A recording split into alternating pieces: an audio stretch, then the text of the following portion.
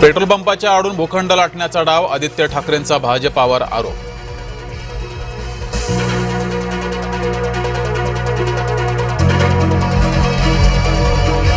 जळगावात शिवसेना भाजप वाद चव्हाट्यावर, उद्योगमंत्र्यांनी नाव न घेतल्यानं भाजपाच्या आमदारांची नाराजी, नाव न घेतल्यानं आमदार सुरेश भोळेंनी व्यक्त केली नाराजी।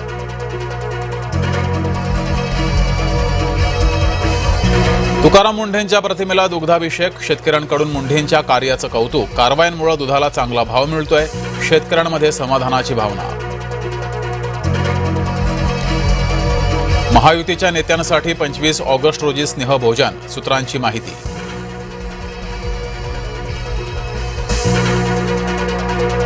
उपोषण मनोज जरांगेंच्या तब्येतीसाठी घातक ठरू शकतं, जरांगेंची भेट घेतल्यावर अब्दुल सत्तारांची प्रतिक्रिया। काँग्रेसवर हल्ला करून त्यांच्यावरच गुन्हे दाखल केले, पुण्यातील राड्यावरून संजय राऊतांचा अभाविपवर निशाणा। छात्रों की गूंज नाही तर पैसों की गूंज, भाजपाचा हल्लाबोल, कार्यक्रमाचं बजेट कोट्यवधींच्या घरात, नवनाथ बन यांचा आरोप। गोगावलेंना पालकमंत्रीपद मिळताच शिवसेनेचे आमदार महेंद्र दळवींना सुद्धा मंत्रिपदाचे वेध, पक्षाच्या पडत्या काळातील आमदार असल्याचं वक्तव्य।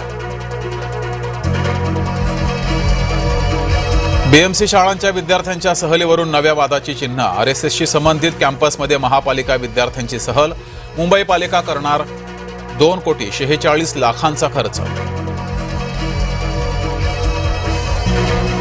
धाराशिवमध्ये 19 दिवसांपासून पावसाचा खंड, सोयाबीनची पिकं नष्ट होण्याच्या मार्गावर, सोयाबीन उत्पादक शेतकरी हतबल। सतत भाडे नाकारणाऱ्या रिक्षा टॅक्सी चालकांवर सरकार मेहरबान, 1 सप्टेंबरपासून भाडेवाढीला मान्यता।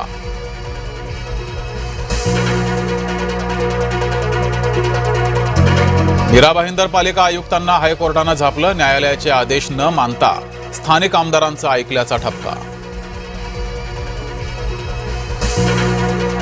कल्याणमध्ये पोलिसांची वाहनं सुद्धा सुरक्षित नाहीत, वाहतूक पोलिसांच्या बुलेट दुचाकीची चोरी। नाशिकमध्ये भोंदूबाबा विशाल खंडागळेला अटक, प्रियकरासोबत लग्न जमवण्याचा आमिष दाखवून स्मशानात अघोरी पूजा।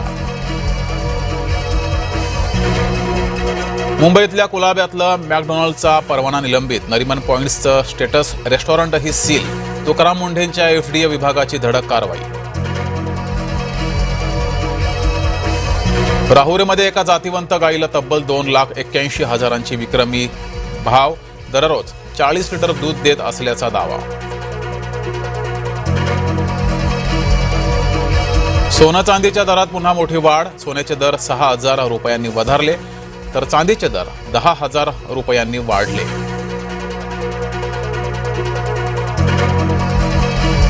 पुण्यातील वाहनांना आता MH61 क्रमांक मिळणार, MH12 मालिका संपत आल्यानं प्रशासनाचा निर्णय।